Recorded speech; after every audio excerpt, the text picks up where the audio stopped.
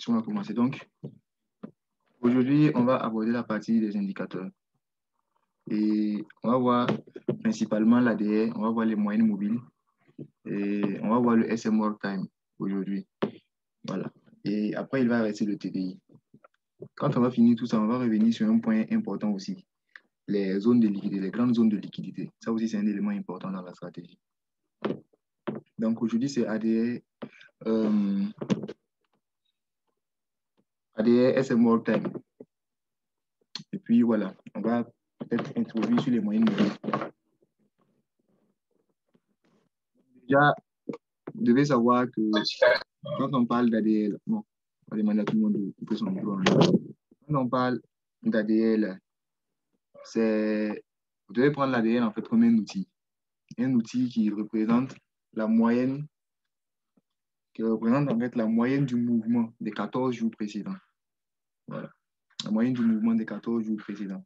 C'est-à-dire que ça va calculer le nombre de pips que le marché a fait les 14 jours passés, faire la moyenne et puis donner l'ADR d'aujourd'hui. C'est un peu ça son principe. C'est bon? Donc, l'ADR se présente comme suit. C'est deux lignes verticales comme ça, en pointillé. Et son écart, en fait, c'est ça qui représente la moyenne du mouvement des 14 jours précédents.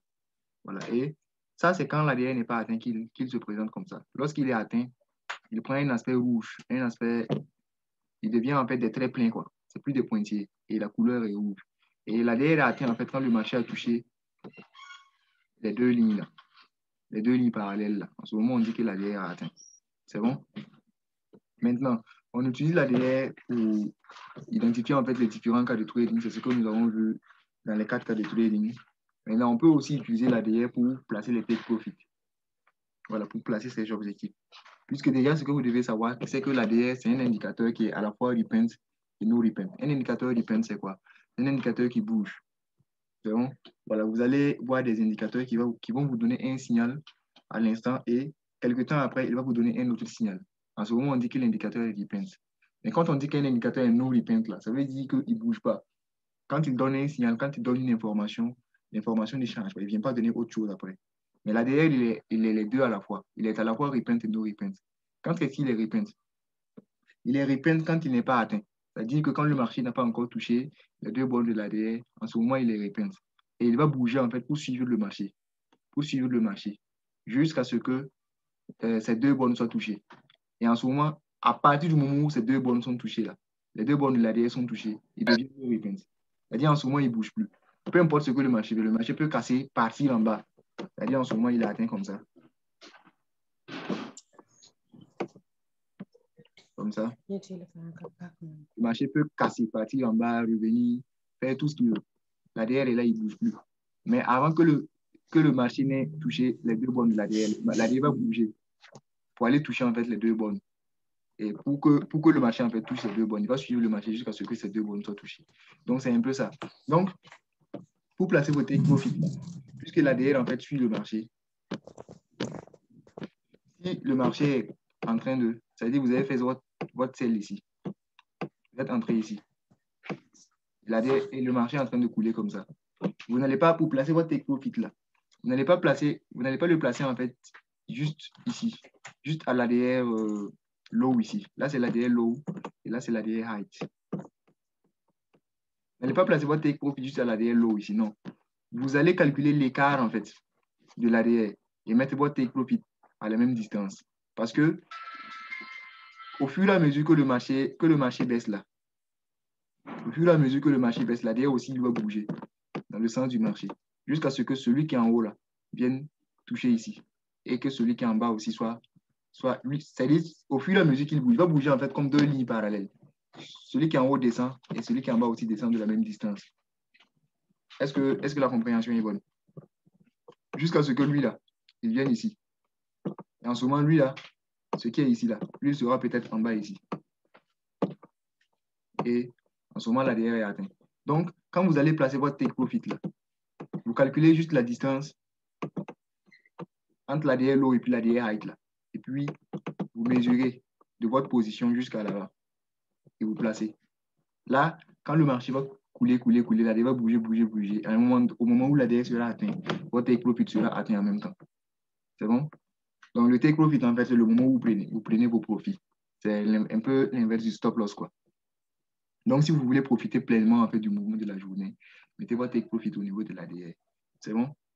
Donc, ça, c'est une utilisation de la DE qu'on vient de voir. Maintenant, il va y avoir des jours où vous allez voir la DE comme ça. C'est-à-dire, le marché est là. La DE, déjà, si vous ne voyez pas les deux ADR là, c'est-à-dire vous voyez peut-être l'ADR low, mais vous ne voyez pas l'ADR high. En ce moment, il ne faut pas trader. Ou même vous ne voyez même pas les deux. En ce moment, ce n'est pas bon de trader.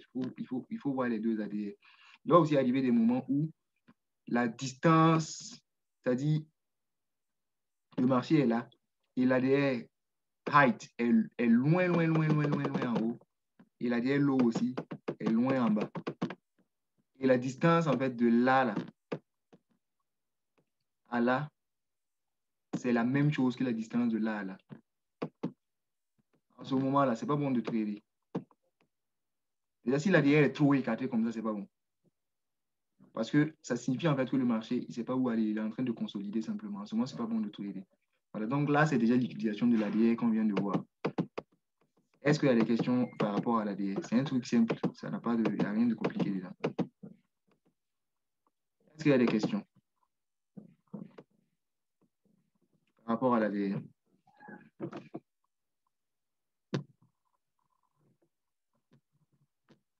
C'est bon pour tout le monde? Donc après le cours, je vais demander à tout le monde de télécharger MetaTrader 4. MetaTrader 4 est bien installé pour les prochaines fois. Parce que d'ici là, on va finir la partie théorique. Et maintenant, entrer dans la pratique. Et maintenant, dans la pratique, là, je vais vous donner des exercices pour que vous essayez, en fait.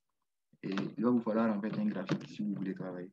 Donc, dès qu'on va finir, chacun n'a qu'à grouiller et installer MetaTrader sur téléphone, sur ordinateur, comme vous voulez. C'est bon? Donc, maintenant, on va voir les moyennes mobiles. Bonsoir. Oui, bonsoir. Oui, vous pouvez réexpliquer la partie où les deux ADL sont un peu éloignés là. J'étais un peu coupé là. D'accord.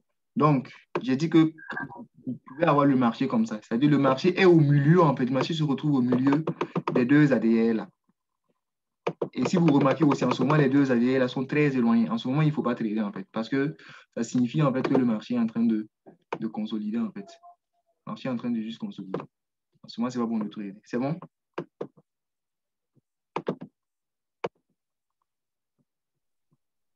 Ok, c'est bon, merci. OK. Donc, on va voir trois moyennes mobiles. Nous utilisons, en fait, trois moyennes mobiles dans... Non, quatre moyennes mobiles. Moyenne mobile 800, moyenne mobile 200, moyenne mobile 50 et la moyenne mobile 14. Pour ceux qui ne savent pas, la moyenne mobile, en fait, quand on parle de moyenne mobile, c'est juste la moyenne du mouvement, puisque le graphique est en train de faire un truc comme ça. Mais dans ce mouvement-là, il a une moyenne. Et c'est cette moyenne-là, en fait, qu'on gagne, en fait, à travers les moyennes mobiles. Maintenant, la moyenne mobile, en fait, ça peut être une moyenne de 800 périodes derrière, c'est-à-dire 800 bougies derrière. Ça peut faire calculer en fait la moyenne des 800 dernières bougies en fait. En ce moment, on dit que c'est une moyenne mobile de période 800. On peut calculer aussi la moyenne des 200 bougies derrière, 200 périodes. C'est bon? Donc, c'est un peu ça. Retenez seulement que en fait, la moyenne mobile, c'est la moyenne en fait du mouvement. Maintenant, ça peut avoir la période en fait. C'est vous qui choisissez la période que vous voulez. Donc, on va voir les quatre moyennes mobiles là. Déjà pour ces trois là. Donc, on utilise les moyennes mobiles pour faire plusieurs choses en fait. Déjà, première chose en fait, première utilité des moyennes mobiles, c'est pour voir la tendance. Et la tendance en fait va se lire de façon décroissante. C'est-à-dire que lorsque vous allez voir la moyenne mobile, surtout les trois moyennes mobiles, là, 800, 200 et puis 50 là. Voilà. Vous allez avoir la moyenne mobile 800 en bas comme ça. La moyenne mobile 200 ensuite. Et la moyenne mobile 50 ici. Quand vous avez les moyennes mobiles classées comme ça signifie simplement en fait qu'on est dans une tendance haussière. C'est bon? Maintenant, vous pouvez aussi avoir les moyennes mobiles classées comme ça.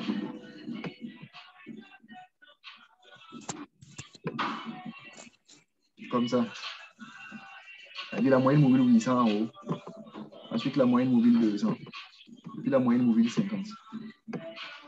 800 ici.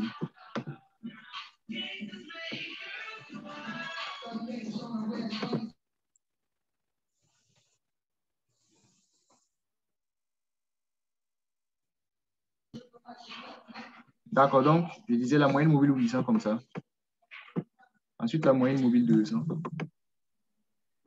Et puis la moyenne mobile 50. De façon décroissante, en fait. 800, 250. Dans ces genres de cas-là, ça signifie en fait qu'on est dans une tendance baissière. Donc là, déjà, c'est la première utilité en fait des moyennes mobiles. C'est pour voir les grandes tendances. C'est bon? Deuxième élément. Bon, déjà là, quand vous avez en fait les moyennes mobiles comme cela, je vais effacer tout ce qui est là. Il peut arriver en fait des fois où vous avez en fait la plus grande en fait ici. C'est-à-dire la moyenne mobile 800 comme ça. Et maintenant, les deux autres moyennes mobiles là, c'est-à-dire 200 et puis 50 là. C'est-à-dire lui, il est dans une baisse. Cette moyenne mobile, elle est dans une baisse. Et l'autre là, les deux autres, c'est-à-dire 200 et puis 50, sont dans une hausse.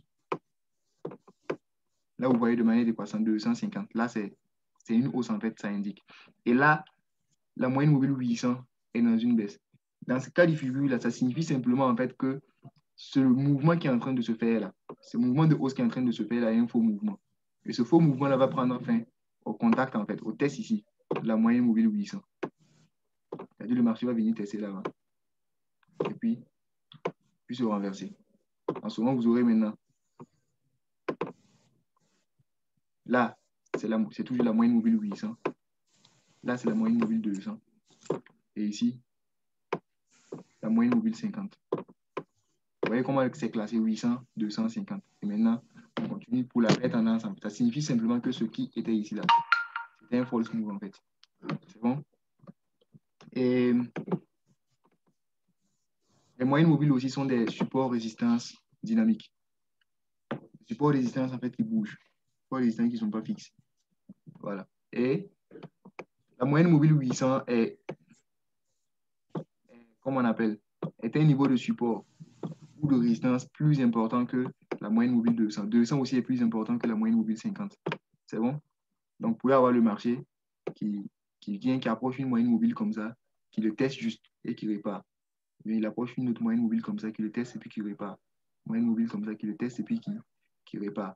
Donc, c'est en fait des supports résistance. Je pense qu'on a vu les supports résistance.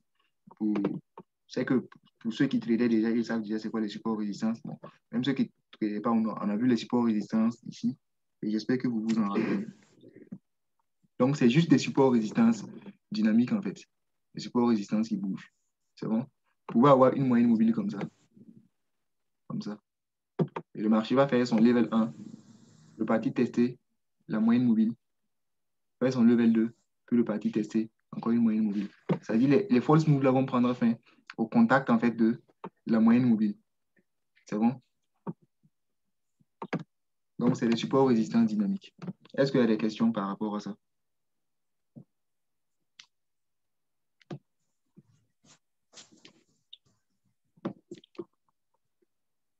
Est-ce qu'il y a des questions? Allô? Oui. Allô? Oui, oui. Oui, bonsoir. Bonsoir.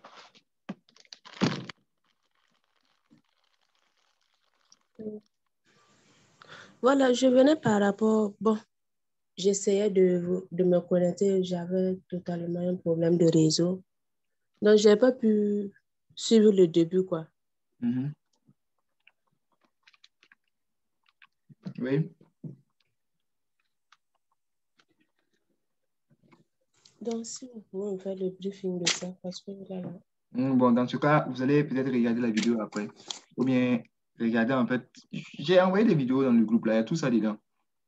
Tout ce que j'ai envoyé dans le groupe, vous pouvez aller le voir là-bas. Sinon, revenir en arrière sur tout ce qu'on a vu, ça va être un peu compliqué. Est-ce qu'il y a d'autres questions?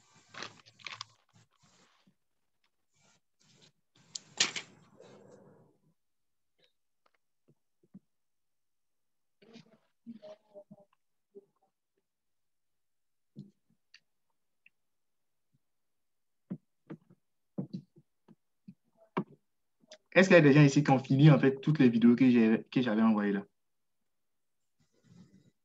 C'est des cours en fait que j'ai fait avec d'autres groupes, que j'avais enregistré avec d'autres groupes. C'est pour ça que j'ai pris vous envoyer en fait. Là, vous pouvez prendre de l'avance et tout. Est-ce qu'il y a des gens qui ont fini tout ça? Ou bien des gens qui regardent au fur et à mesure?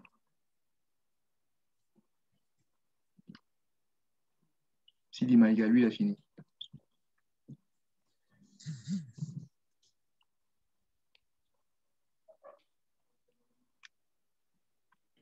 Tous ceux qui n'ont plus le temps de regarder, je suis sûr que pour eux, actuellement, ce qu'on est en train de voir là, c'est un peu une répétition, quoi. Et ça leur permet d'accumuler, en fait, comment on appelle, de comprendre beaucoup plus vite.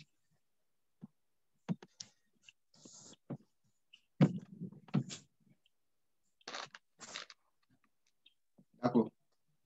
Donc, si c'est bon pour les moyennes mobiles,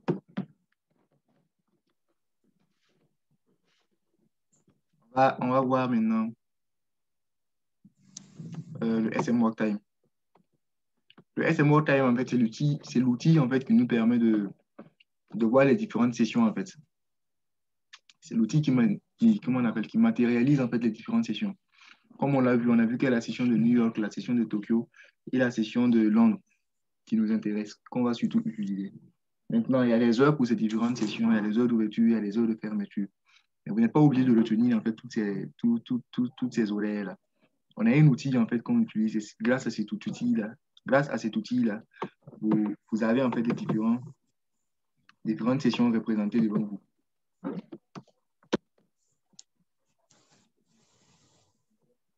Je vais ouvrir un graphique pour que vous puissiez voir.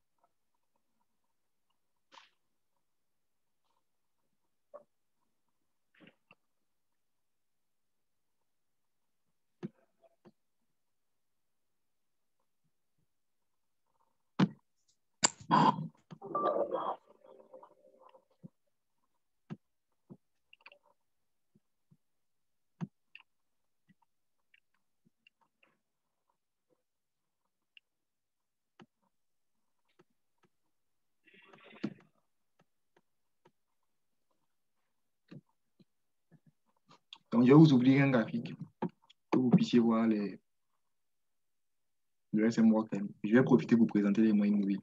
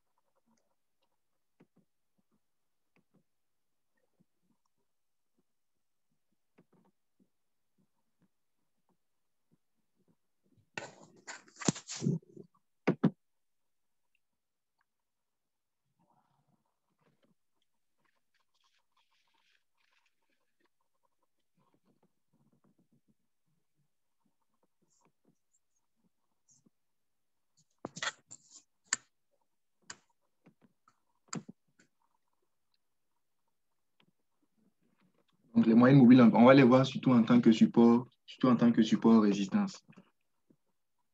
Surtout en tant que support résistance.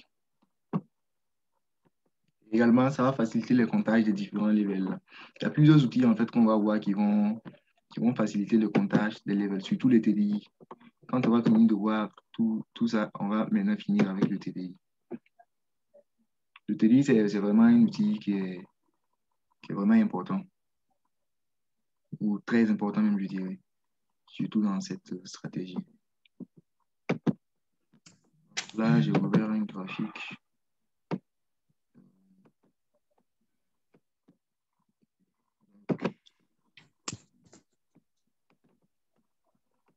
J'espère que vous voyez mon graphique.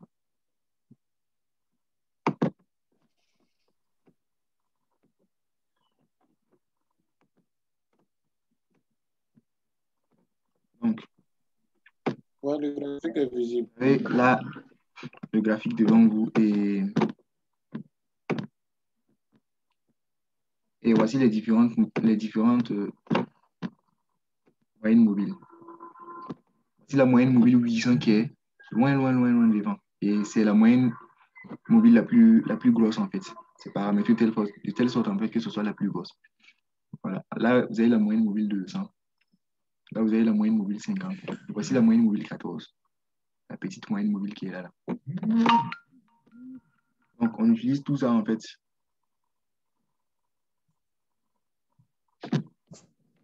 comme support. Comme je l'ai dit en fait, regardez ici. Là, le marché vient au contact, il revient en fait au contact de la moyenne mobile 200.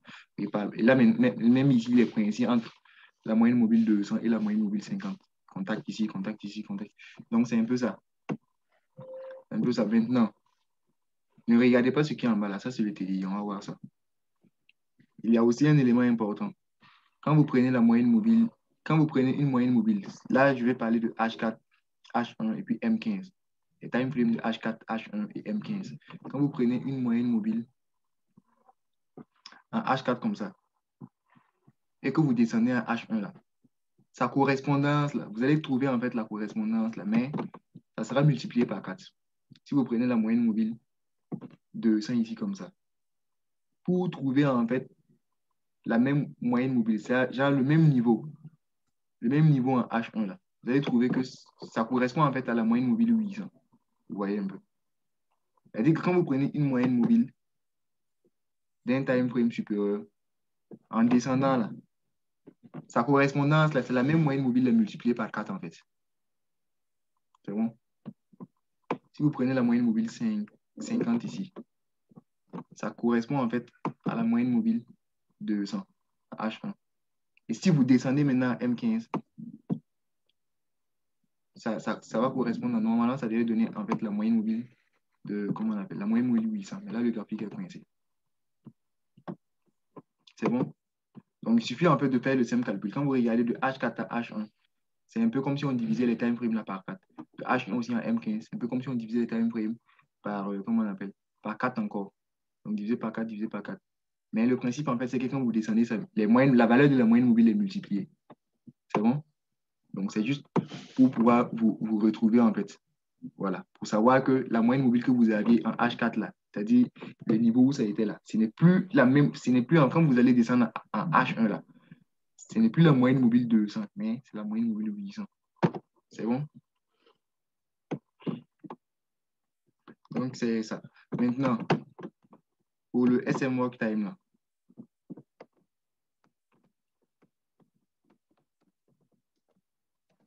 vous l'avez? C'est les box que vous avez ici, là. Ici. Là, là, et puis ici. C'est bon? Donc, le premier box, là, ça correspond. Là, c'est, comment on appelle, un début d'une journée de trading. Et le premier box, c'est la session de Tokyo. Ensuite, ici, on a le début de la session de Londres. Ici, c'est le début de la session de New York. Là, c'est la fin de la session de Londres.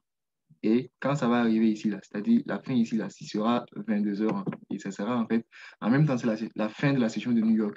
Et ça sera le début, en même temps, le début, en fait, d'une nouvelle journée de trading, avec une nouvelle session de Tokyo, etc. C'est ça le SM Workshop. Donc, on va vous donner tous ces outils-là pour que vous puissiez installer. Tout ça, en fait, on va vous donner tout ça. Maintenant, là, c'est des TDI, on va voir maintenant. Puisqu'on vient de voir ADR, on a vu moyenne mobile, on a vu SM Workshop. Donc, il reste le TDI.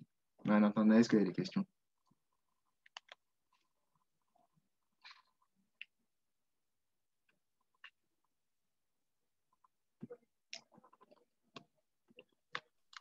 Allô? Allô? Est-ce qu'il y a des gens qui ont des questions? Oui, allô?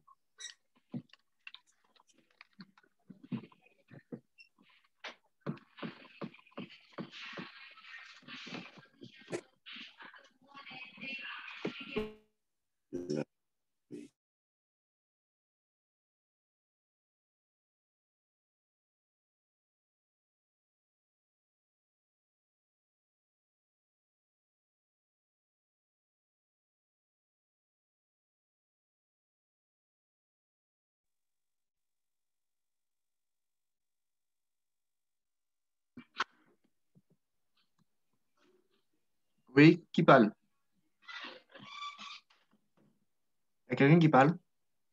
Parce que je n'entends pas, hein.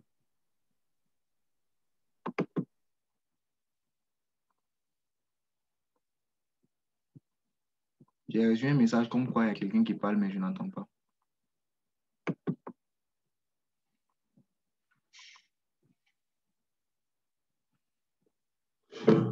Si vous avez des questions, il faut les poser.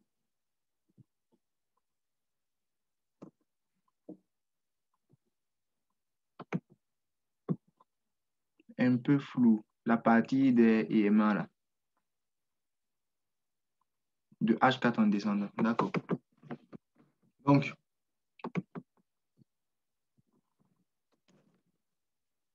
le principe, en fait, est tout simple. Le principe est tout simple. C'est juste, en fait, pour que vous puissiez pouvoir vous retrouver, en fait. Voilà. Vous pouvez, en fait, trouver un niveau. C'est-à-dire, vous êtes sur la moyenne mobile de 200 ici.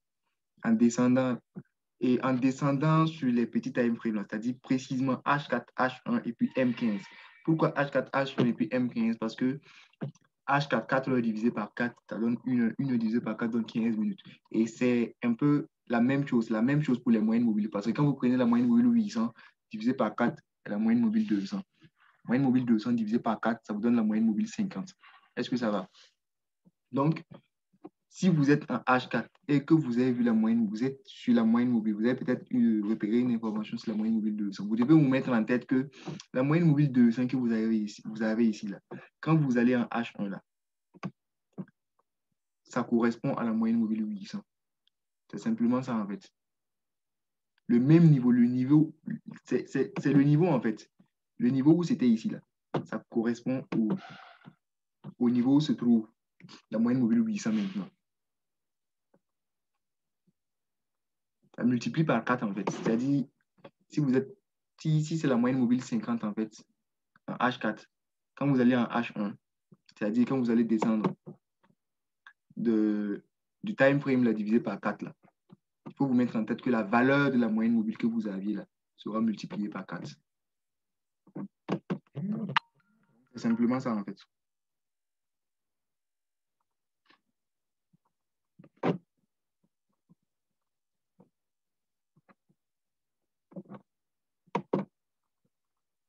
Donc, étant à M15, l'EMA 50 correspond à M15 200 à... Ah. Moi, je ne comprends pas ton message là.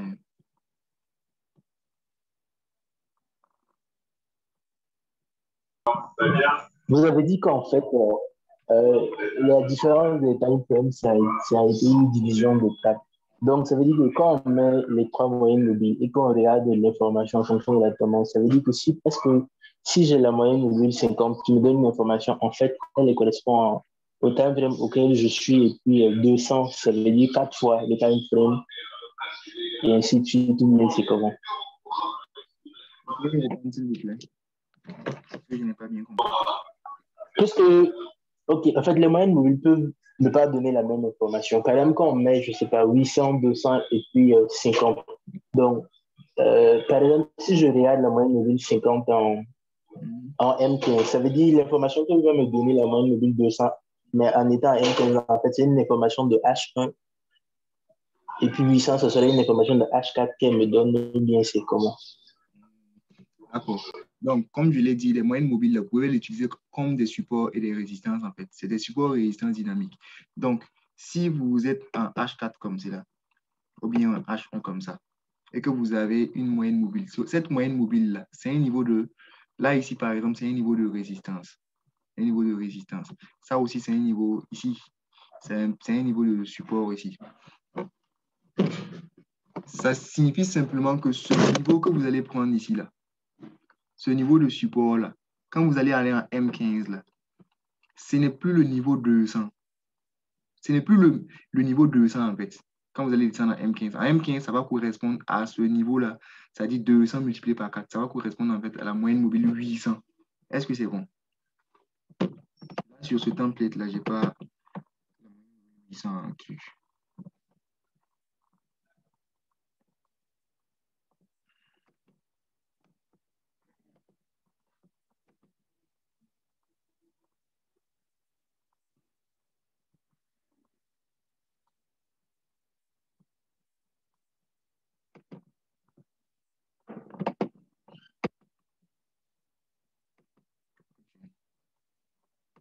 Là, ici.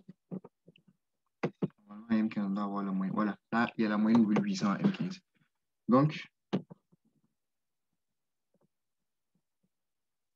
si vous êtes à H1 comme ça, vous avez cette moyenne mobile de 200 là, ici. Et pour vous, voilà, c'est un niveau de support comme ça. Quand vous allez descendre à M15, là, vous devez vous mettre en fait que ce niveau de support là, c'est la moyenne mobile 800 maintenant. La moyenne mobile 800. Il n'y a rien de compliqué en fait. Peut-être que vous êtes en train de voir ça un peu trop fort, quoi. Sinon, il n'y a rien de compliqué. C'est juste les différentes correspondances en fait. Les différentes correspondances. C'est juste pour dire en fait que quand vous voyez la moyenne mobile 200 ici, ça ne correspond pas, la moyenne mobile 200 en H4, ça ne correspond pas à la moyenne mobile 200 en H1. Ce n'est pas le même niveau. C'est bon? Ça multiplie par 4 en fait. C'est simplement ça, ce que vous devez retenir. Il n'y a rien de compliqué. Ne voyez pas ça en bizarre en fait.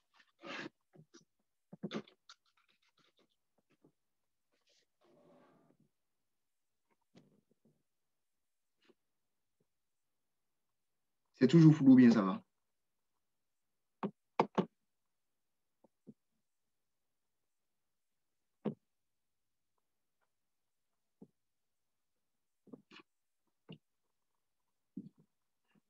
Est-ce qu'il y a des gens qui n'ont toujours pas compris? Ok, ça va. Il y a certains qui n'ont toujours pas compris.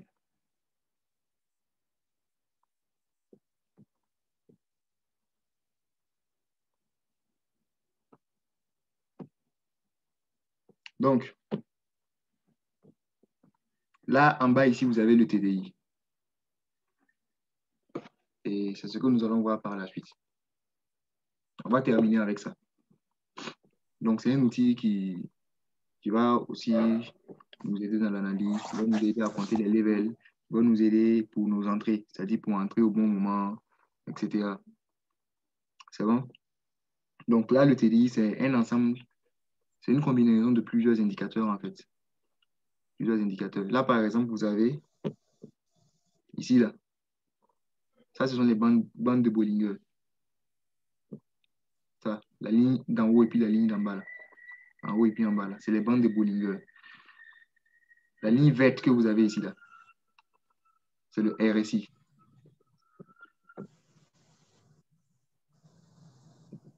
C'est le RSI.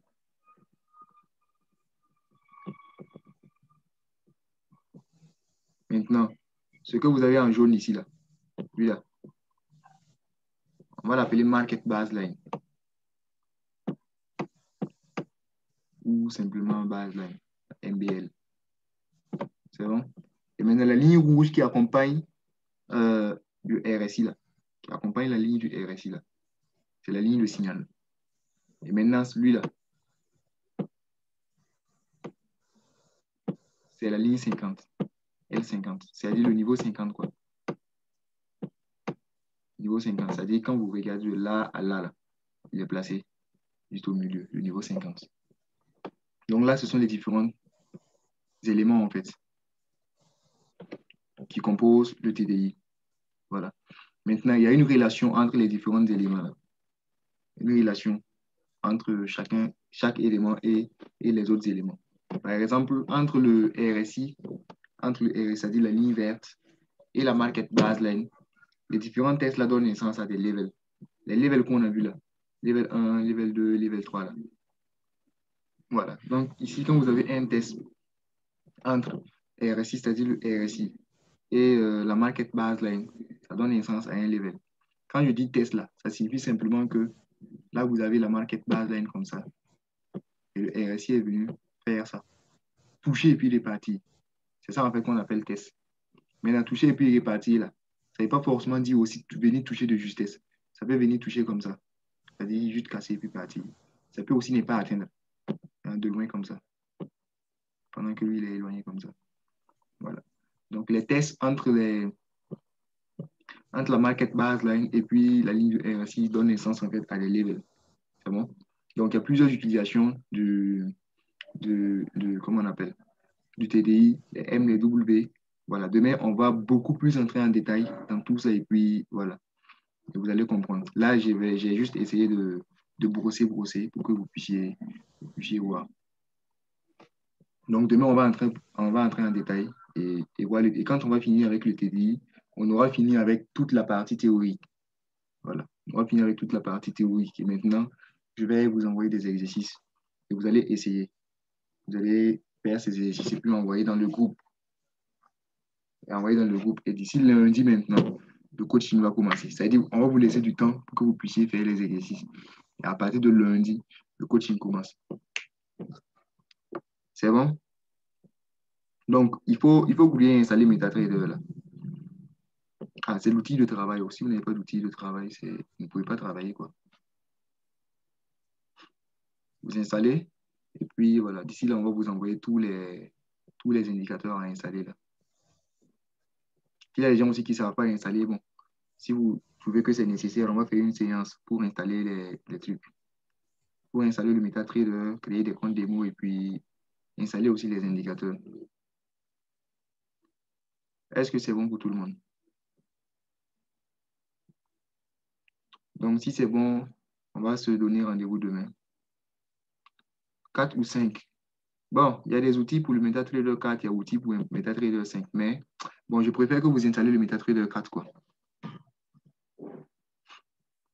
Donc, si c'est bon, on va se donner rendez-vous demain pour finir avec le TDI.